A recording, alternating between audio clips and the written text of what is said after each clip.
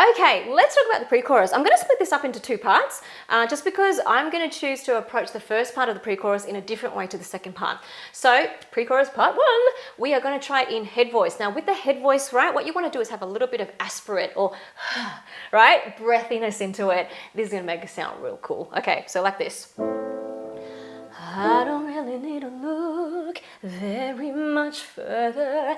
I don't want to have to go where you don't follow. All right, so it's still very soft and it's kind of like drawing people in to listen to you, right? Without screaming in their face straight away.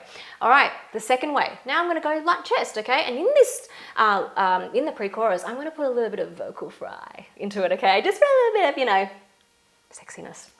I don't really need to look very much further. I don't want to have to go where you don't follow. Do you hear those bits of vocal fry and stuff? Just puts a little bit of character in there, right?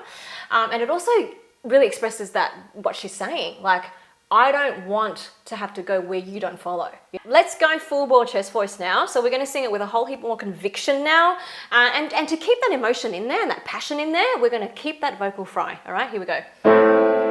I don't really need to look very much further. I don't want to have to go where you don't follow. Yeah, all right, cool.